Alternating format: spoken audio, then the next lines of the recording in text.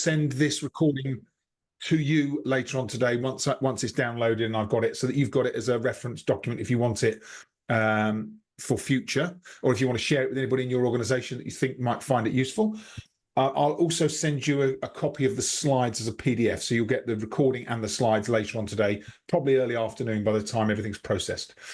So thanks so much for joining me this morning. As I say, we're going to talk about how we make this transition from direct management to coaching, and coaching for high performance. That's really what we're looking to do as part of our roles as leaders in our businesses.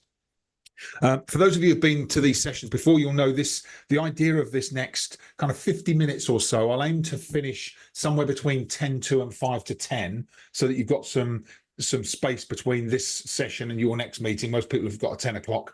It is a Friday after all, but it is a Friday after all. So nice kind of break today, and then we're into the weekend. So hopefully you've got long weekend planned as well. It's bank holiday this weekend. So, and hopefully the weather's going to hold, although I'm not sure tomorrow's going to look very good. These sessions are all about creating thinking space. If you think about the modern world that we live in, the modern business world we live in, thinking space is really rare. Everybody's kind of got constant activities. You've got constant notifications coming at you, whether that's through email, social media, whatever. And actually, there's a lot of research that shows the one thing that's missing in today's working environment is thinking space. So the idea of these sessions is to create some of that thinking space. Sometimes we need someone else to help us create that thinking space. So that's the idea of this session this morning. So really, use this opportunity. And I don't normally say this, but if you need to silence your phone or notifications on email, give yourself the next 50 minutes to really kind of prioritize time for you. So what we'll talk about, as I say, this principle of stopping yourself from being overly directive to starting to coach. We'll look quickly at why people direct and manage.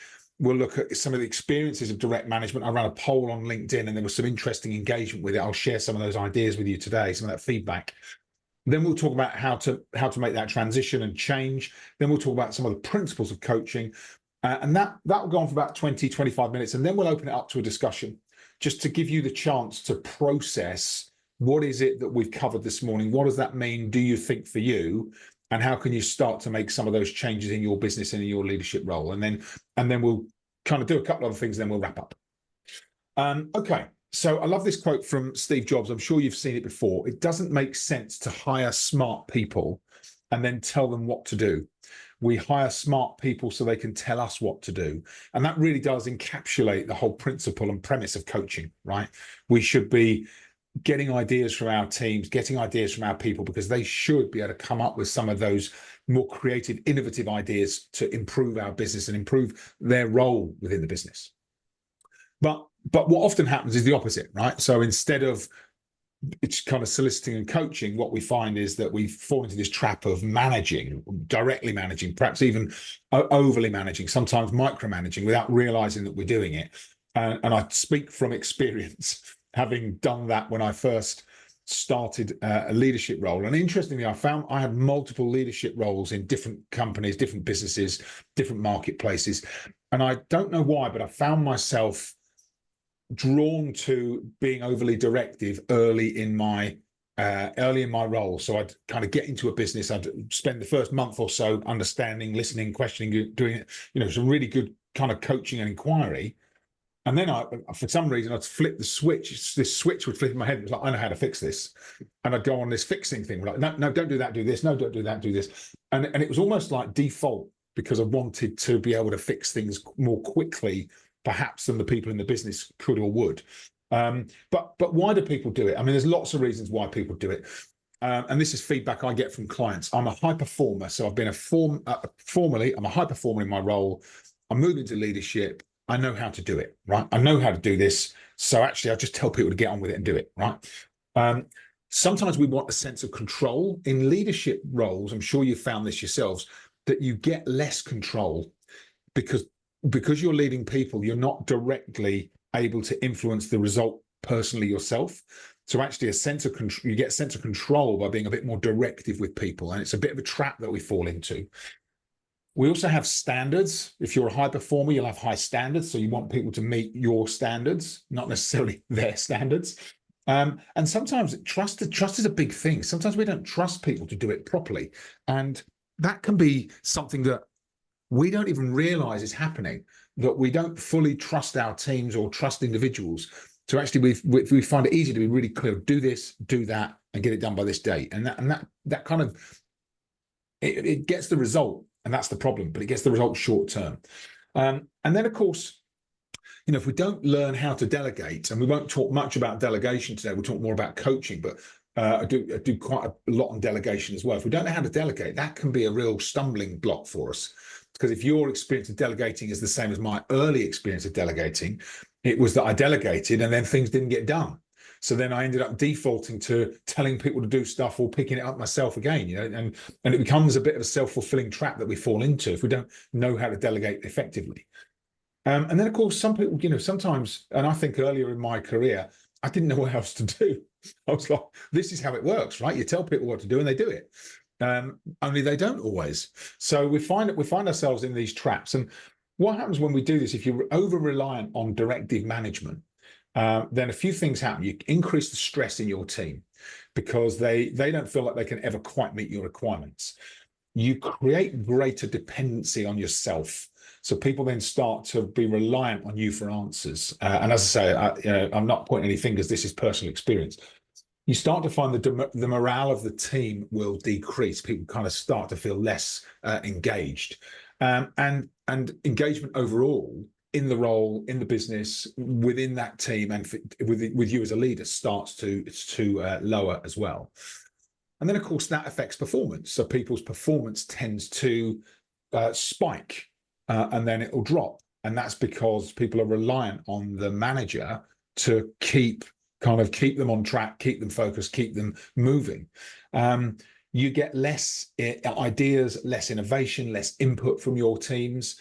And of course, we risk burnout. Not just, actually, more, the risk of burnout is greater for the manager than it is for the team, because you're trying to do too many things. You're trying to keep too many people on track. And then, of course, we get higher team turnover.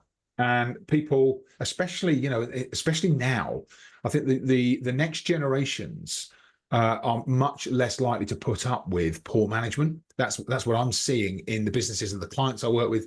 I've got two grown-up children who are both working. They're 27 and 24. And they have this outlook that if things aren't exactly as they want it, they're quite happy to move on. There's not the same sense of loyalty to an organization anymore. So it's quite interesting the way that people, the next generation are thinking. They're much more into the working environment and what they want from a manager. So it's quite interesting. And I ran a LinkedIn poll and had quite a lot of results and comments on it. So I'll just share some of the comments that came up. So this was somebody that said, were you working for either a micromanager or someone who overly directive manager? I just very quickly gave up, because why did I need to bother making much effort or using my brain and initiative? So they start to tune out. These are highly capable people, right? I hated every minute, and I didn't stay there very long as a result. So that's the churn. Not only was it micromanagement, it was chaotic management. So this is, perhaps sometimes, and I don't think this isn't the manager doing this intentionally, right? But they've got so much going on. They're trying to keep everyone else on track that it feels chaotic to work in an environment where a manager's continually directing you, especially if you're capable. Many years ago, and I absolutely hated it. In fact, all of our team was directly managed, and it was non-productive. But I blame the company for providing no formal management or leadership training. So that's interesting, isn't it? That there's blame on the company, not the manager. And actually, that's probably right. Having said that, I'm also a big believer in personal responsibility. So actually, if I'm a bad manager and I want to improve, it's kind of my responsibility to make those improvements. Yes, the company can provide the right, structure, frameworks, training, but actually I've got to want to lean in and make that change. But sometimes people don't even realize they're doing what they're doing. And then finally, I hated being micromanaged. What's the point of hiring someone to do a job and then sit on their shoulder all day? Just like the Steve Jobs quote, right? So there's lots of reason, lots of kind of examples of this, and it's quite common in the market. I'd love to hear your experience of either being overly directively managed, or if you've perhaps fallen into this trap yourself as a manager. So there is a chat function. You're welcome to come off and come off mute and talk about it. But there is a chat function. Let me just put the chat function. The chat is here. There we go. And then I'd love to hear your experience of it. Then we'll go into some of the ways in which we can make some changes. So any feedback from anybody? I'd love to hear your, I can see you typing, so feel free to type in some stuff there. If you'd like to come off mute and have a conversation, feel free to do that as well. I'm totally flexible on this stuff. Having been along to your courses and learning what you're saying, learning what you've been doing, I'm now finding that I'm like, right, what should I do now?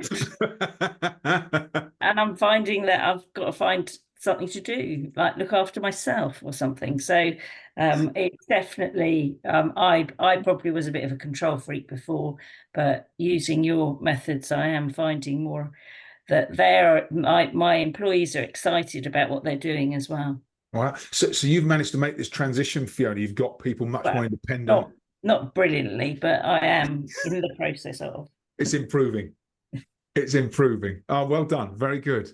And it does, once you're able to make some of those tweaks and changes to the way that you approach it, it does make such a difference, doesn't it? It does create more time and space for you as a leader. And then you're right. Then you kind of think, okay, well, how can I use this additional time and capacity?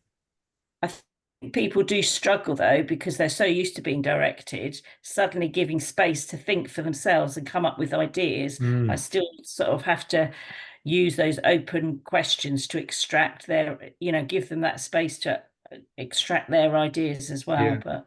Yeah. And the other thing that's important, we'll talk about it as we talk about how do we make that transition, is from a personal perspective, not feeling like if you ask a question and someone says, well, they've been so used to being told what to do, they're like, I don't know, you normally tell me, right? Rather than in that moment going, okay, well, just do this then, because you can. Actually creating, holding the space and being able to say, no, come on, think a little more, think a bit deeper. And that's quite a difficult thing to do in the moment if you're not planning for it. Thanks, Fiona. Yeah, excellent. Anything else? Anything else that anyone's experienced that you think would be useful to share with the group?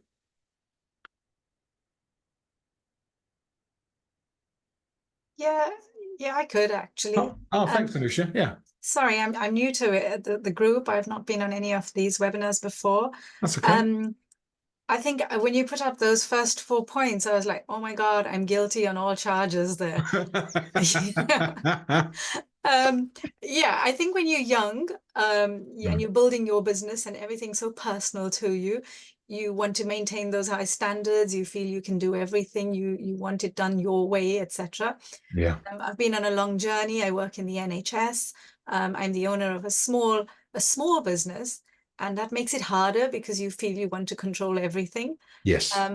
But as time has gone on, you learn about yourself and your team.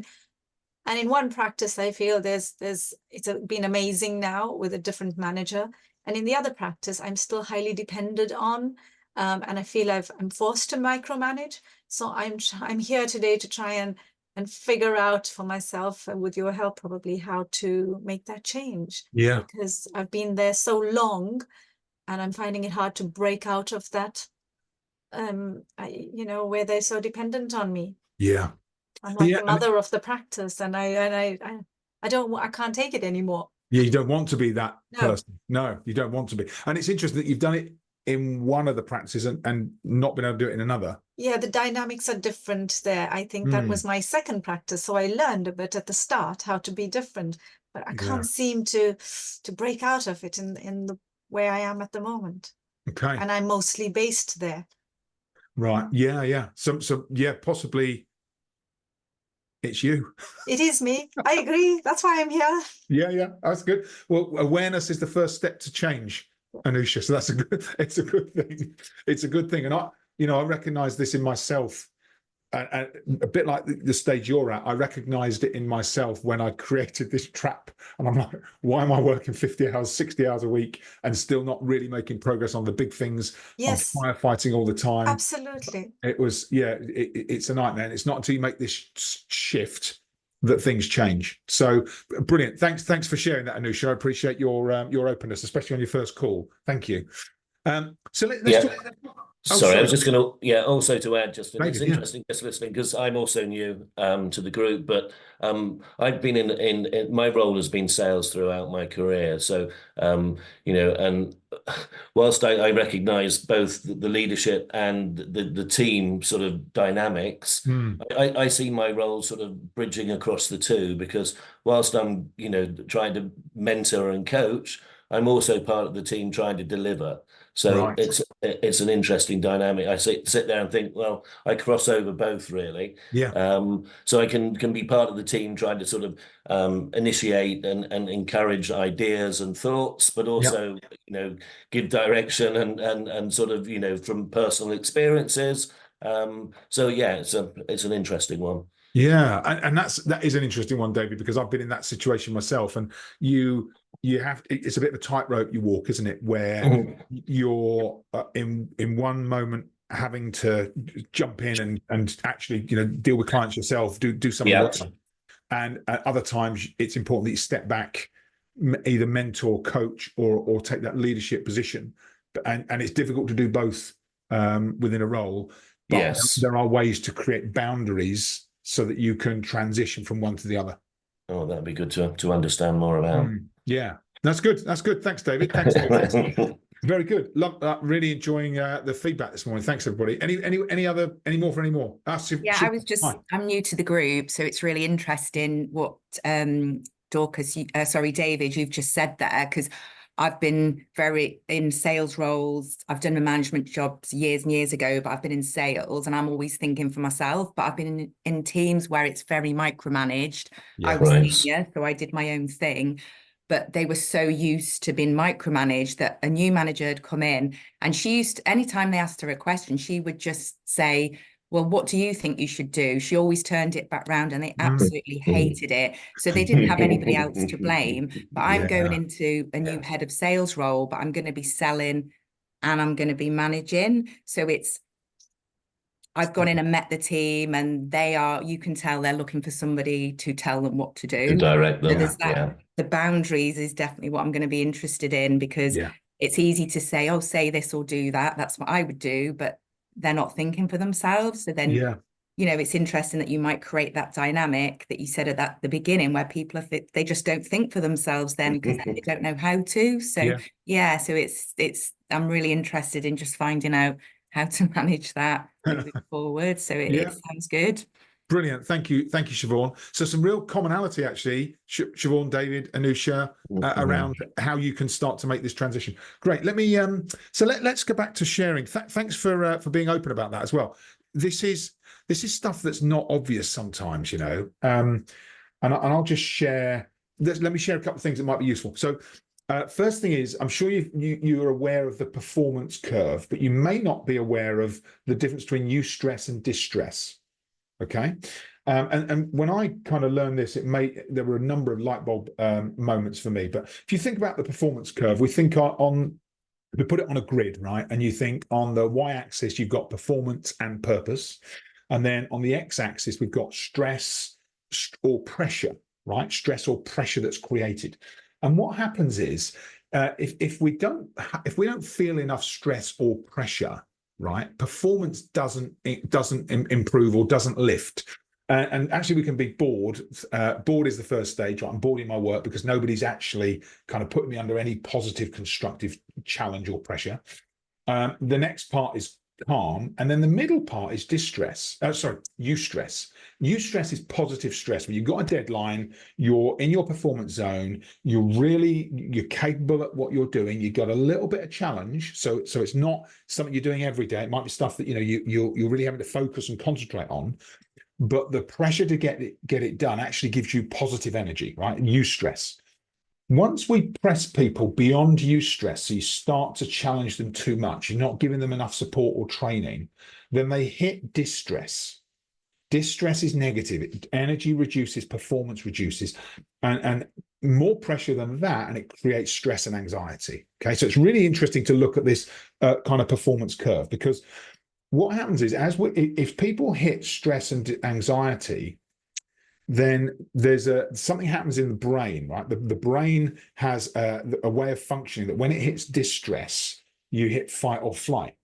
And what happens in fight or flight is all you can think about is either getting out or getting away, right? Or there's fight, flight, or freeze, or like, I'm paralyzed, I don't know what to do, I'm overwhelmed, right? So we have to be really careful that we don't pressure our teams into this level of stress, because cognitive function slows and people actually become less effective. Where we want to get to is this, we call it the zone of optimal performance. And coaching helps us to get people to the zone of optimal performance, because we do it in a question-led way, but we have to follow a structure to get to the question-led kind of curious coaching stage. So this is what normally what happens in terms of how people move through this zone. If our managers are absent, or they've stepped back, or they're too laissez-faire, then you're going to find people in this early performance zone where they're just not making the commitment. If you've got a micromanager or someone that's pressing too hard or being too directive, you move people over into distress and anxiety. The sweet spot is coaching, right? And that's what we'll talk about now. So if this is the first time you've seen this model, I'm just going to walk you through it because this is really useful. So this is the model that's in the book that I wrote called Coaching Leaders. And what this model is a step-by-step guide to how we get to coaching, right? Because we hear a lot about coaching people, not directing. But as I think it was Siobhan said, you go into a business and you start coaching when people are overly reliant on a directive manager, and they're like, I know you know what to do. Why won't you just tell me, right? And so then you end up, right, okay, well, I will tell you. So you kind of cave to the pressure. And the answer to that is to actually start to think about a structured approach to leadership. So here's how I recommend people do it. First things first, we should always have a plan for the business, right? Where are we trying to get to? What are the growth goals? What are the ambitions of the business? And how do we execute that plan, right? Strategically and tactically. So being able to have a plan that we communicate to our teams, this is the mission that we're on. These are the key objectives. That's really important. Okay, so that's the first step. Once you're clear on the plan and the team are clear on the plan and how their activities fit with the plan, there's a greater sense of alignment and purpose. So once the plan's in place, then the center of the model is about trust and relationships. So getting to know people, starting to build trust, making commitments to people and asking for their commitments in exchange, and really starting to think about where your relationship with each member of your team is in terms of the investments that you've made in them and the trust that's been built. Okay, so trust and relationship is really important. Once the trust is in place, and that can be ongoing, then the steps I recommend before coaching are, the first is what we call contracting. So having a one-to-one conversation with each member of your team about how you will work together and how you will manage them. Okay, so for example, in the contracting conversation, you might say, my job is not just to tell you what to do. My job is to help you to start to discover that for yourself. So sometimes you might come to me for advice and you might find I don't give you it straight away. And that's because at times I think you're more capable than you're demonstrating. And so I'm going to coach you. And that coaching sometimes might feel like I'm withholding information. It's not. It's actually me just checking and sensing whether or not you can actually figure this out for yourself. And if you can, it's much better for your own growth and development. Is that something you'd agree to? There's not very many people who say no to that. But if you don't start with the frame, like the contract, then what they sense is, I know you know this. Why don't you just tell me? If you've had that conversation in advance, you start to get permission to coach. So that's a contract, really important first step.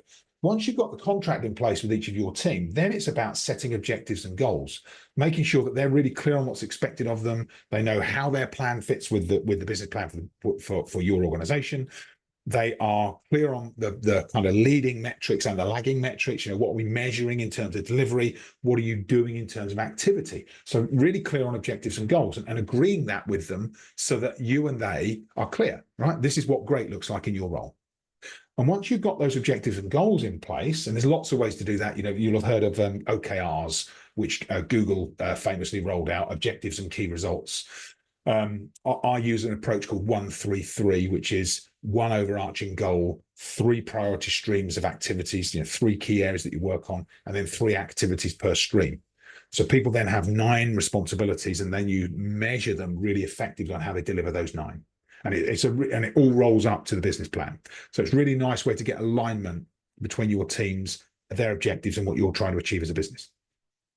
So once objectives and goals are in place, then the next stage is, we call it action and observation. And this is just time with your team where you can just see how they operate, right? It might be in meetings, client meetings. It might be in one-to-one reviews. It might be that you're just, present in the office, right?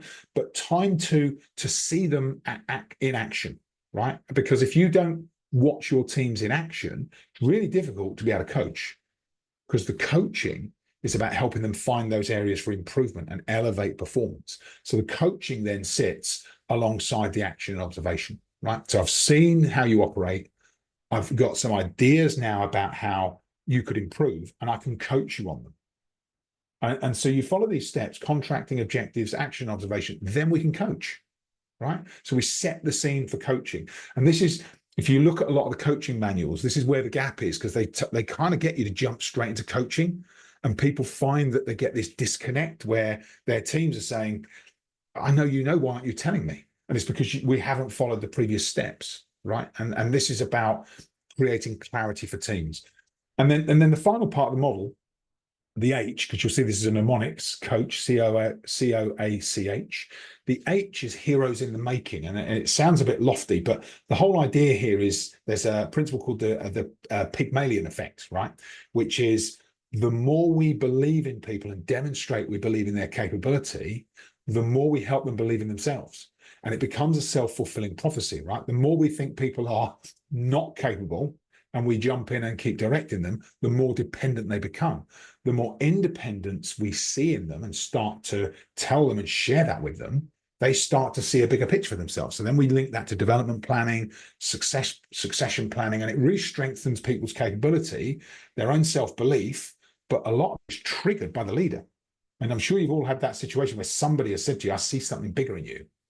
And sometimes it's a surprise, but that's the trigger for your personal growth and actually the belief in being able to do more. So we use the model to really start to help us develop this approach to leadership where we're thinking really clearly about how we help create the highest level of performance in all of our team members. So that's the model. I spent a bit longer on that today than usual, but I hope that's useful for you to put the context around everything that we do. But in terms of coaching, how do we coach? We coach by questioning, listening, and creating space. A bit like we said at the start of today's workshop, right? Everyone's so busy. You're busy. Your teams are busy. And if we're coaching, we have to slow things down, right? And that's why contracting is so important, because sometimes people will not only be thinking, I know you know the answer, but they'll also be thinking, why are you being quiet, right? You have to set the frame for this. Otherwise, people won't understand what's happening. But we have to be able to question, listen, and create space. And this is really important because we need to, if we think about our teams and how they improve performance, everything they know or everything we need to know about how to get the best from them is in them, right? They know it.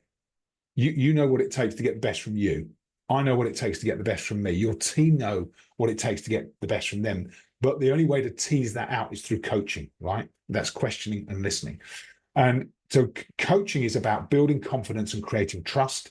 It's about challenging people and supporting them. I see these as two sides of the same coin. We should be challenging people and supporting them. If we do one without the other, remember that performance curve. Too supportive, not enough challenge, people are at the left-hand side, bored and calm. Too much challenge, not enough support, they tip into anxiety and stress. That middle zone is about the right level of support and challenge. And then we start to think about, questioning, listening, creating some silence, becoming comfortable with silence, and creating space for people to think. Because that thinking space, remember I said at the start, is the thing that's missing in a lot of businesses. So we have to allow thinking space for our teams as well. And then the other thing about coaching is it should be solution or outcome focused. So when you're in a directive management role or you've found yourself in that function, you'll find that people keep bringing problems to you, right? And the idea of coaching is that you get them out of the problem into the solution.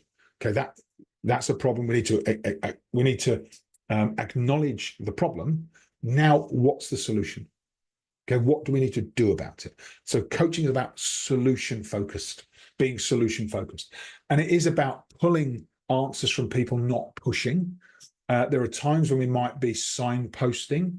What does signposting mean? It might be saying, have you considered this person as a resource to be able to get some advice? Have you considered these tools when you're thinking about how you address this situation? So we might signpost people, well, why don't you, and then might say, why don't you check them out and come back to me once you've had a conversation or once you've found out a little more.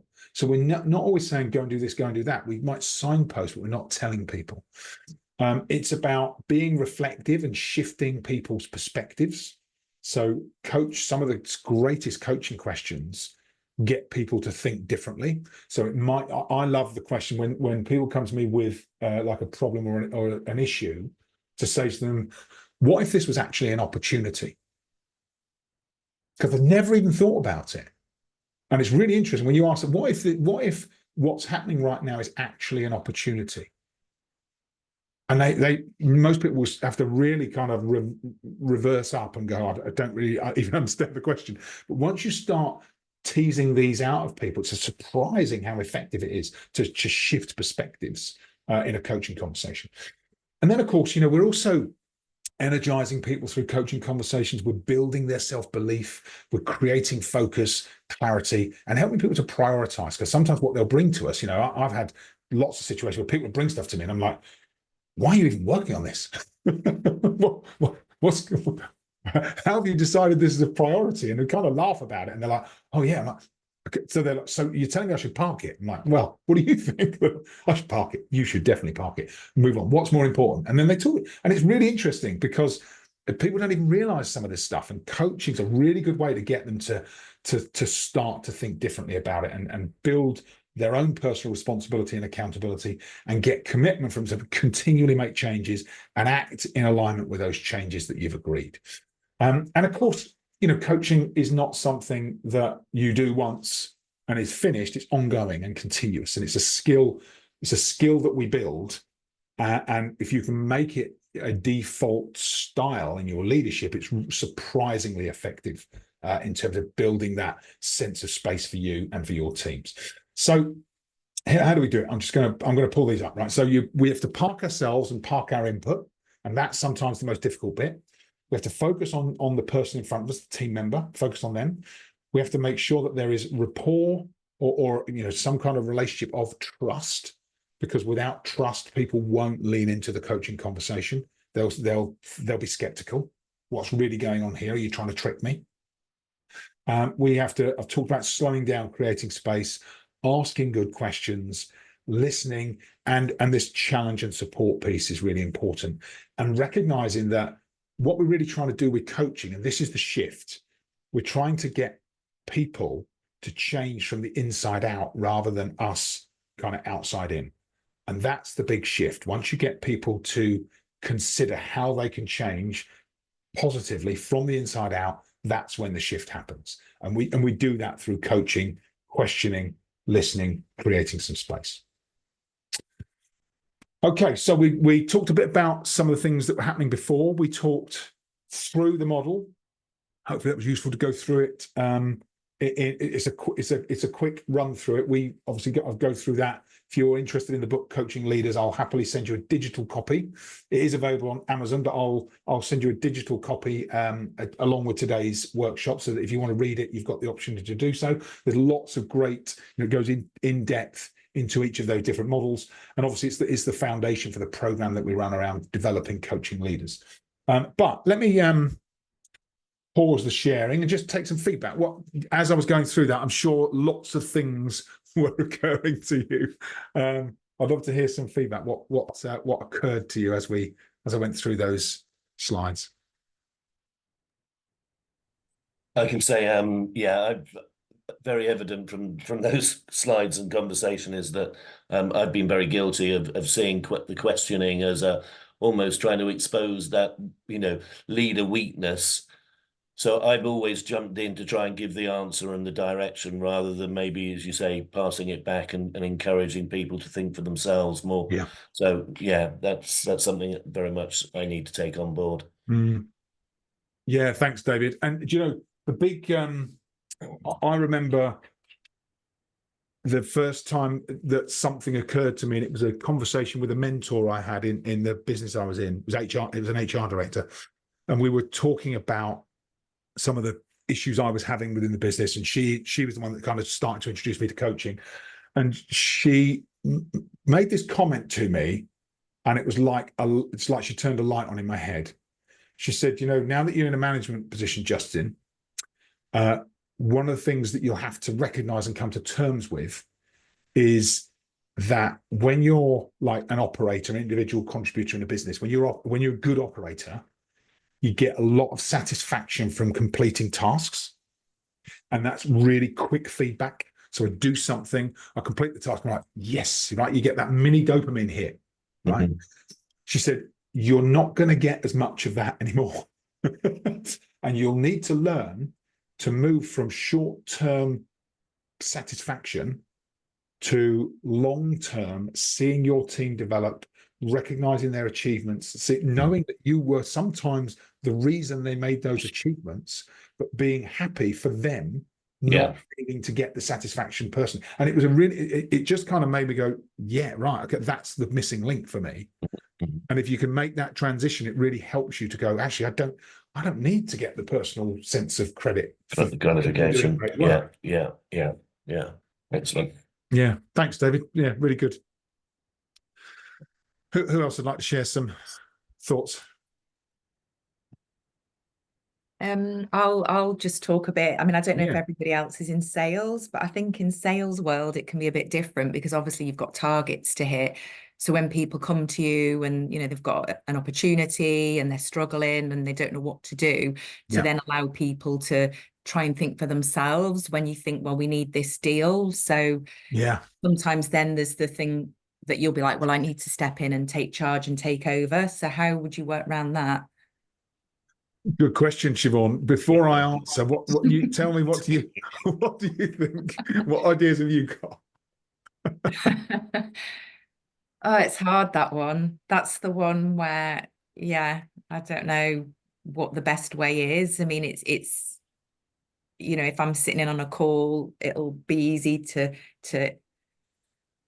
you know, interrupt and try and, you know, say stuff, but it's knowing what the boundary is. Or do you just let them get on with it and think this isn't going well, and then at the end have a debrief, but then you've missed that moment because you're in a call with a client where, you know, you might not have another call with them again, it'll all be via email or whatever. So there's a lot of fine lines when it comes to the sales side of things, because you've got targets and you've got KPIs to meet. So you need a good sales team. And sometimes there's people that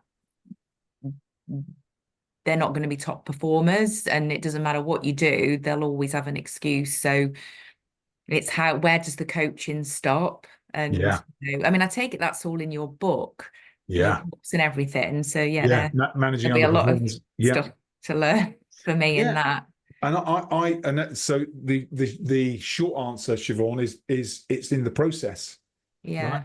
You know, the same way that it's in the structure of the sales conversation with a client. And you'll sometimes say to your team, you're not asking enough questions. You haven't understood what the client really needs. You're missing a vital step, right? So if you think about that from a coaching perspective, you're in a client meeting, it's going off the rails. You know you can salvage it, so you jump in, right? And then afterwards you debrief, and the team member, and I've had this personally, the team member goes, so I've been in a sales conversation with the team, it's going off the rails. I'm like, right, I know they haven't asked enough questions, everybody else. So I step in, ask a few questions, it comes back on track. Salesperson picks it back. They're like, oh yeah, I got the thread here where we're going. I pick it up. And we come out after the call and I debrief, and I'm so how do you think that went? And they're like, brilliant. Well, we did get the result. And they're like, yeah, no, I was great. And then you gotta go, well, hold on a minute, and they're complete blind spot. Yeah. No, that was great. And when you say, well, do you remember this part of the meeting? No, I think it all went really, really well, right? So actually, the answer to that, if you think about process, the missing step there is contracting. Having the conversation in advance with your team to say, look, Yeah. my intention on the call is to be a coach, right? So I'm there to support you. I'm there to support the customer. I don't want to get involved if I don't have to, because this is your customer conversation. However, if it goes off the rails, you might find I step in because I can see something you can't see. I'll only do that if it's absolutely necessary. Otherwise, I'll wait for you to invite me into the conversation if you need help or support. Yeah. How's that sound? And the contracting in advance is the answer to dealing with the issue. The problem is we run into the issue and we haven't done the contract, and then we're like, oh, bugger, I wish I'd said that beforehand. So Yeah. these are it's the refinements to the way that we manage these situations that help us out. Yeah, no, that's good, because then they know if you've jumped in, there's something they haven't done. Right. So, yeah, no, that's really good. Yeah. And Yeah. then the debrief, you can say to them, you'll notice I stepped in at that point. What do you think was happening? Yeah. And then it forces that awareness just Yeah. because we've had the conversation up front. So, Yeah. just on that point, Justin, if you've got a team of 15, 20, 30 people, you don't have the time to contract at every occasion. So is it just a general contract that this is, and people understand that that's how they go in, or are you suggesting that you brief at every pre-meeting, pre-call? I'd do it in a one-to-one. Right. I'd have that conversation, set that out as in your one-to-one reviews with them to say, look, going forward, when we're in meetings together, this is the expectation. Yeah, this is the expectation, and get their commitment to it. How does that sound? Get them to share them. And then everything starts to improve, and you'll still no plan survives contact with the enemy, right? So there'll always be those outliers where you're like, well, I followed everything that I thought would put this in place and get us the right outcome, and it didn't. Do you know what? And you handle the outliers, but you'll find that 80% of the time, this approach is really going to help you to improve your ability to coach and lead. Mm-hmm. Sounds good. Thanks, Siobhan. Good question. What else? Anything, Anusha? How about you? I know you.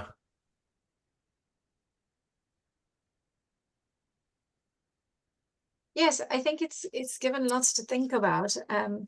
For me, I think it's a journey of trying to change things, because the dynamics, it's a healthcare environment. It's quick. It's the NHS. You're so easily wanting to jump in and do something because you feel it needs to be done. Taking that step back and finding that quiet space, like you're saying, to reflect and think how I could have not done that. And yeah, it's going to be a challenge, but it's a journey that I want to start. So yeah, the points make sense. I'm quite intrigued to read your book as well. Yeah, I mean, I get it's had some really good feedback. I'll as I say, I'll attach the digital copy. Sort of, having a different phase of life as well, where you're starting to think differently now. Yeah. Well, because otherwise you're constantly thinking about work. Yeah, absolutely. Yeah, and you're constantly thinking about different people in your teams, and are they performing or aren't they performing? And actually, if you go back to structure, if we haven't got the structures in place, the agreements, the objectives and goals, the communication about the plan, this is where we're heading, and there's lots of. I mean, I don't know if anybody's read the business book Traction by Gino Wickman. It's an interesting book. It's quite a heavy read, but there's lots of things in his book, and one of the things he talks about is the fact that for the average person in a business, every 90 days they drift off track. Every 90 days. So if we as leaders aren't continually bringing people back to these are the priorities, this is what we've agreed your role is. Talk me through your objectives and goals as you see them, and getting people to work through that and say, oh yes, this is what we're. If we don't do that regularly, and not by 90 days, he says people are completely off track. So monthly reviews are so important because they just recalibrate, redirect, refocus people. This And- must be my 90 days now. Up. There you go. This is your 90-day refocus solution. But it does, it happens to us all. That's why it's so important to go back to goals, go back to objectives, and clarify for our teams, you know, what is it we're trying to achieve, and how do they play a bigger part in that. And it's a cycle. That's why the coaching model is in a cycle, because we have to make sure that we're doing the work continuously. But if we get that bit right, and we put in place the plan and the frequent schedule of reviews and making sure that we have those coaching conversations, actually it's a bit like a flywheel spinning. Once you get the flywheel spinning, it becomes easier to just keep it moving. And it's the same with our coaching conversations. Those coaching conversations get easier for you. You'll get into situations where your team come to you with a problem, and you'll kind of go to them. You know, I used to say to my team, you know what I'm going to ask you, don't you? And they'll be like, yeah, hold on, give me a minute. Okay. And then they start to process it for themselves. And I got to the point where you could literally just go, you know what's coming?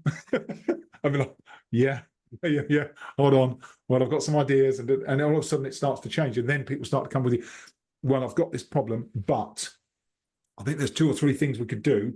I just want to use you as a sounding board. Great. And then you're coaching. You're in coach mode. And you can literally say, talk me through them. And they tell you, okay, which do you think is going to give you the outcome you're looking for? And they'll go, well, it's probably this one. And you know, right, because you've got the experience. And if they're right, you say, I think you're right. If they're not, you might just say, okay, so what are the implications of that? And they might go, oh yeah, okay. And what's the risk if? And they might say, okay, so maybe this is the better option. Okay. And you're just training them to start to figure it out for themselves over and over again. So but it is a skill we have to develop as leaders. We have to develop it. Excellent. Great conversation this morning, ladies and gentlemen. Thank you. So we're at 10 to. I'm just going to share a couple of other things and then we'll wrap up. So